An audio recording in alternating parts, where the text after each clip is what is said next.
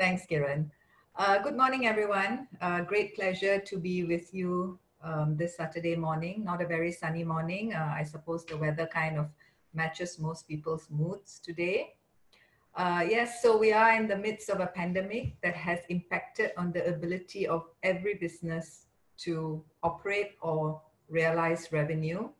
For some, it is a problem that will go away as soon as the MCO is lifted completely. But for some, business or revenue has been impacted in the long term.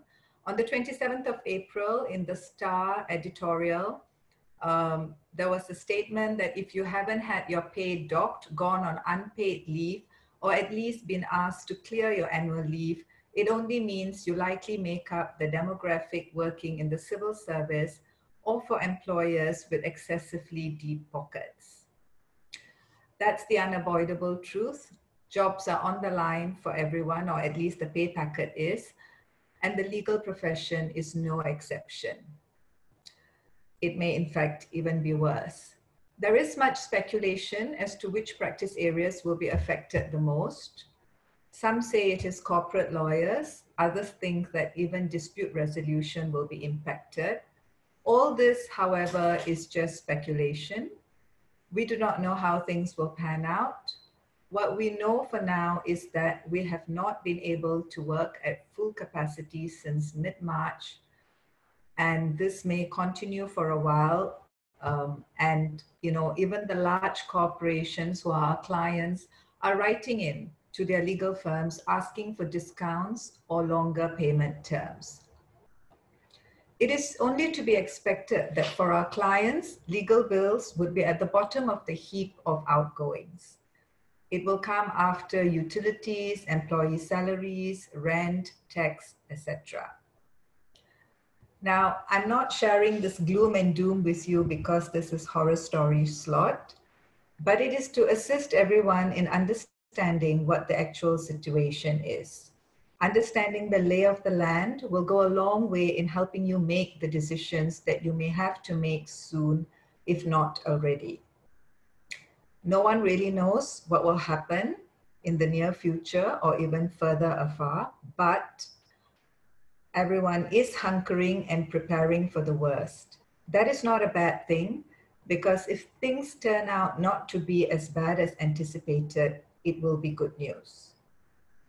Now, if you want to see how foreign firms are dealing with this, foreign legal firms that is, there is a website called Law 360, and it has information on how they are dealing with the situation, especially data on US firms.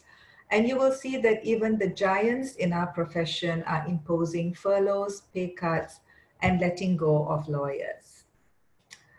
We have just heard the results of the poll that Sheena shared, and it appears that quite a high percentage of law firms feel that they will not be able to meet their overhead expenses.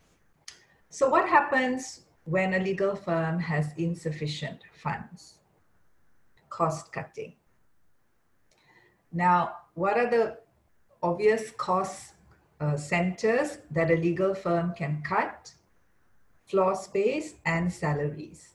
And unfortunately, both of these go hand with hand, or at least can be dealt with in one action, because if you reduce the number of personnel, you automatically need less floor space. So you achieve both, lower payroll expenses and lower rent. So this will inevitably lead us towards a retrenchment. But this is not what we want. Everyone recognizes that human capital is important, and letting go of talent really should be the last resort, especially if this is talent that's going to help us to rebuild our practice. But to stress something here, even the law expects an employer to resort to retrenchment only as the last resort, and that is after undertaking all cost-cutting measures that you can explore and take. Now, what does this mean in practical terms? For convenience, I'm going to talk in terms of what the employer can or should do. For those of you who are employees, it does not mean that it is not relevant to you.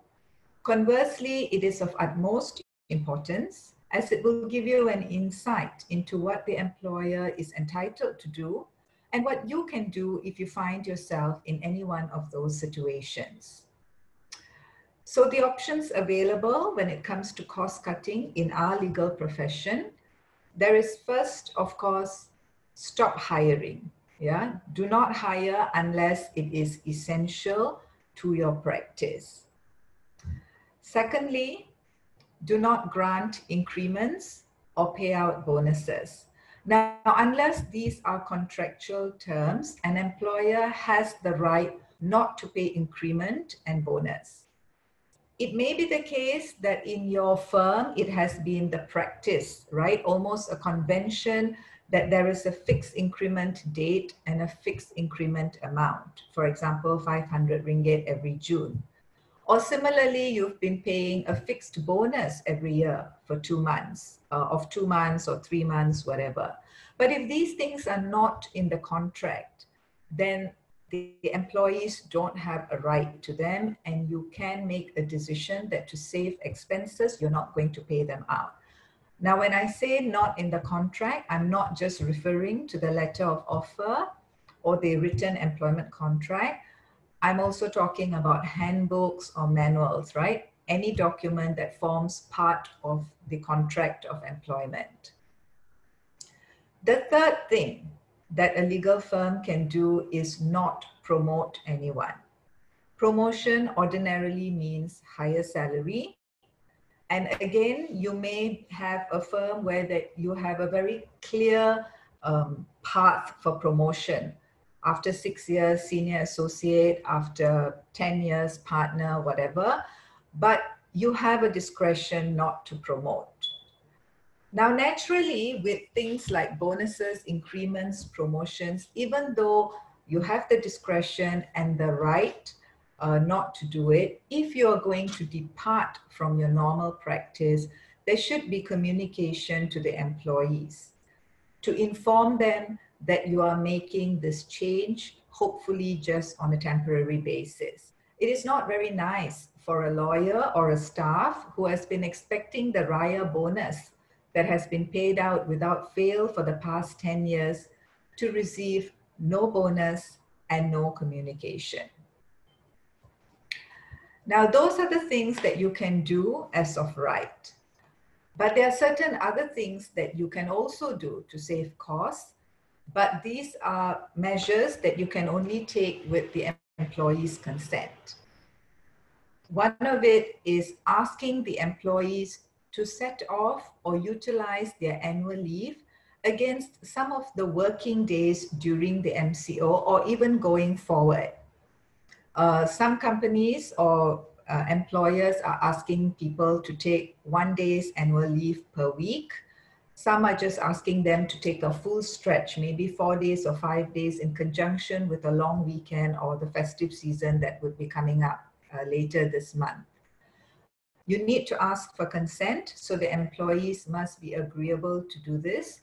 Remember that annual leave is a contractual right. It does translate to money, so you cannot take it away willfully or forcefully, and neither can you force an employee to go on annual leave unless your contract provides for it, your contract of employment, and it is unlikely that in the legal profession you would have issued such employment contracts. It is not uncommon in the manufacturing industry when they shut down for festive seasons, but I doubt there are legal firms that have this.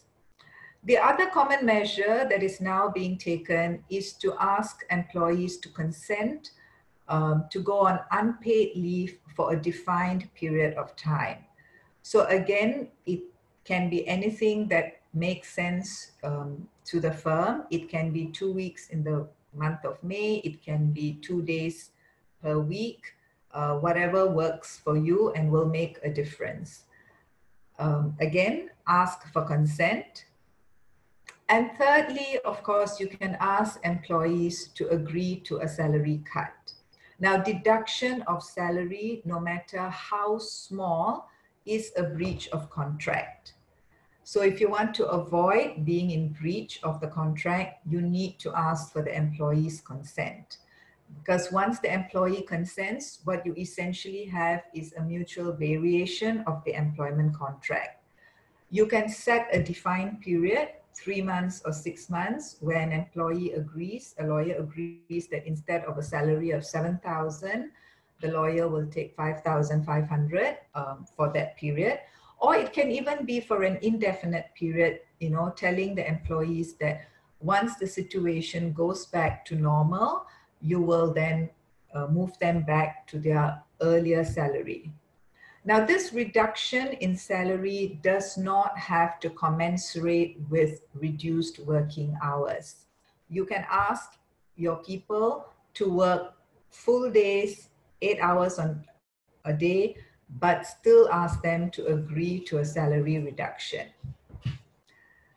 Now, I am often asked in practice, what are the chances of employees consenting? Some people are skeptical and they say, come on, which employee is going to agree to go on unpaid leave or take a salary cut or even set off their annual leave? Now, the answer really depends on what both parties want to achieve. Naturally, the law firm, the employer, wants to stay afloat and also maintain talent, while the employee wants to hang on to her job or his job and also suffer the least prejudice or disadvantage to the employee. So the key is really strong engagement between employer and employee. There should be a discussion about the financial status of the firm. Of course, actual accounts or actual financial figures are confidential and you don't have to share it. Neither does the employee have a right to demand to see those figures, but you can share certain information that will help the employee understand. For example, that revenue has dropped by X percent, billable hours have dropped by Y percent per week, or that there are a certain number of clients who are asking for discounts or longer payment terms. Most importantly, also share what other cost-cutting measures you have already taken, especially what cuts the partners are taking. It is important that the employees know that before you ask them to take a hit, the partners have done their bit, right, to save the situation. We heard Sheena say earlier that, employees can be resentful and say that, oh, you had a lavish lifestyle before, why didn't you put some away? Well, if you're asked that question, or if you think this is what they are thinking at the back of their mind and they're not asking you, you can just explain and say, look, none of us saw this coming. In January, yes, we paid out big increments, we paid out big bonuses. Some of us had fantastic holidays in December because we really thought everything was on the upswing and that 2020 will be far better than 2019. Unfortunately, things have turned out to be different. Now, moving on to the million-dollar question, what about retrenchment? Yes, if the firm's financial situation is dire and all other cost-cutting measures have failed or are insufficient, then the inevitable next step is a reduction in headcount. As I said earlier, and I cannot stress this enough, it must be the last resort. All other possible ways to save costs should first be explored. Now, this is not just limited to employee costs, but really everything else, right? The perks, the nice to have. This would be, the planned annual trips, luxurious stationery, pastries for tea break, fresh flowers in the reception, nice new cars for partners. Basically, everything that can be done to help the firm financially should be done. I'm not going to get into the nitty-gritties. In fact, our next speaker, Lisa Khan, will be delving into the details of what financial aid you should also be looking for. Now, neither am I going to address the laws relating to retrenchment in detail. That would take me another hour. But what you should know, the important thing is that When you select your employees for retrenchment, it cannot be based on your whims and fancies. A selection criteria must be met, and the paramount rule is last in, first out, or what we in employment terms call LIFO. Now, this means that the most junior employee in that category of workers must be the first to go. If you have a multidisciplinary firm, then you put them in different baskets. Yeah, your IP lawyers in one basket, your general lit lawyers in another basket, and you pick from the most junior. The other thing I should tell you, which is relevant to both employers and employees, is that financial grounds are not the sole ground to retrench. It can also be simply because you have a surplus of personnel. This means too many people for the amount of work available to do. If previously you needed 10 people on your team, you may not have suffered any losses, but simply because there is less legal work available, you can now make do with 7 or 8 lawyers.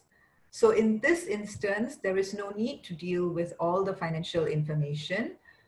The simple fact is you just need less people to do the work. And again, the same selection criteria will apply. So whatever it is, bear in mind that if you're heading down the path of a retrenchment, please equip yourself with more knowledge on retrenchment laws. Unfortunately, I don't have the time to get into that now, but at least pick up a good book and read if you're not going to get legal advice. So to put it in a nutshell, without consent, employers can choose not to grant increments or pay bonuses. They can decide not to promote, and they can retrench. Everything else, utilization of annual leave, putting your employees on unpaid leave, or salary cuts, you need employees' consent, and please ensure that this consent is documented. Now, if you're an employee, what can you do? Now, if you are asked for consent, it's one thing, but if it has been imposed on you unilaterally, then you can tell your employer that you do not agree, and ask that it be reinstated. You can also reserve your rights and commence legal action within the limitation period. You also have the option of contending that there has been a breach of contract and claim constructive dismissal.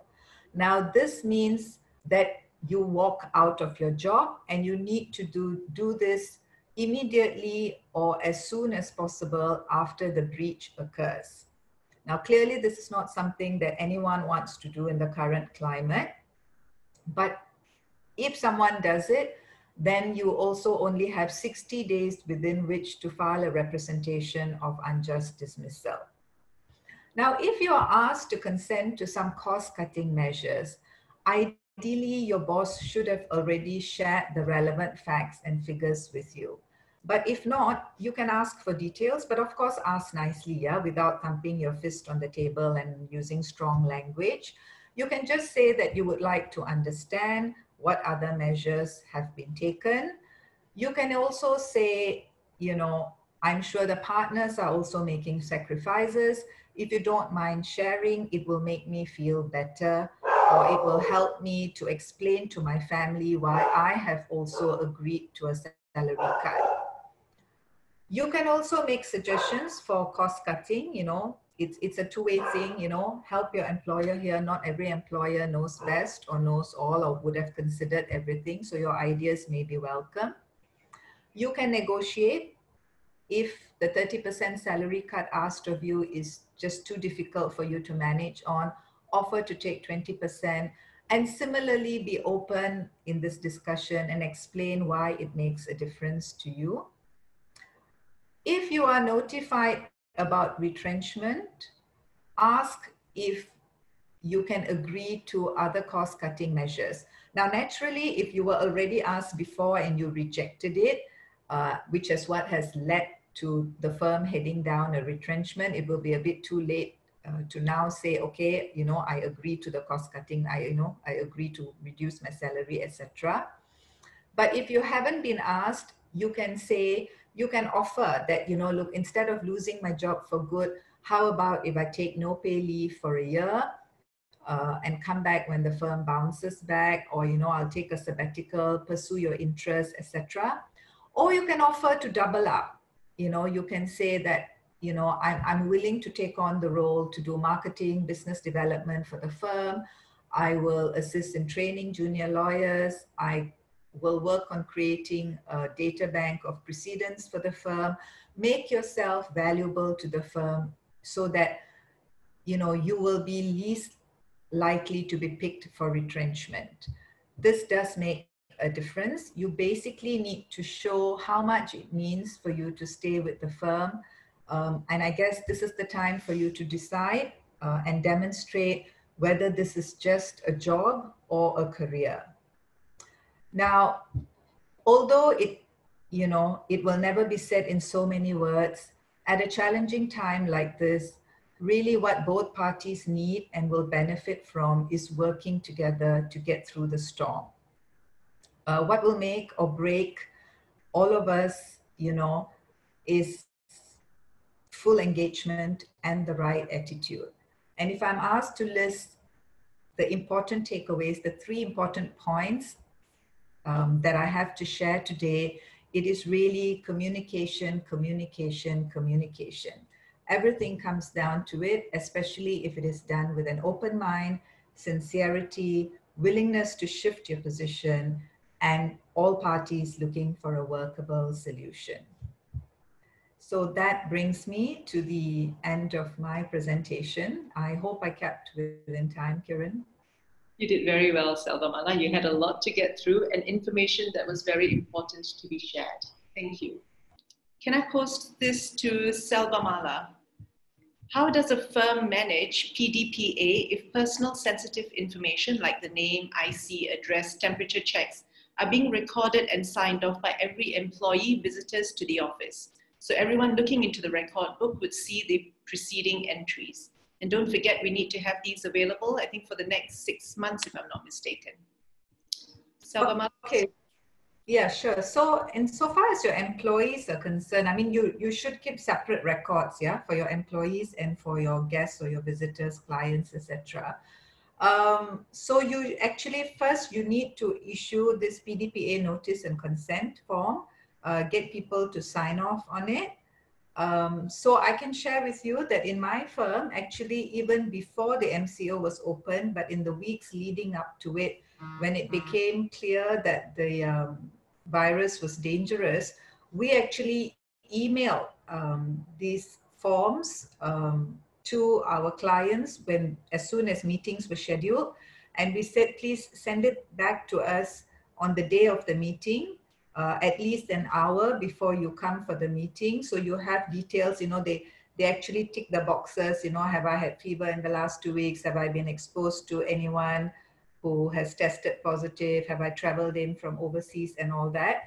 And insofar as keeping this information confidential, when you do the thermal scanner for temperature and you record it, it doesn't have to be an actual logbook, sorry. In law, whenever you're supposed to maintain records, digital records are acceptable. So you can actually just get whoever is taking this information down to record it on a computer. So other people cannot view it. Thank you. Now, it has definitely given us all things to consider, ideas about what we can do, and how both employers and employees can engage in a more productive manner. I especially liked Selvamalar's suggestion that it needs to be a two-way, sort of talk so that we can all work together. After all, that's what we need, cooperation.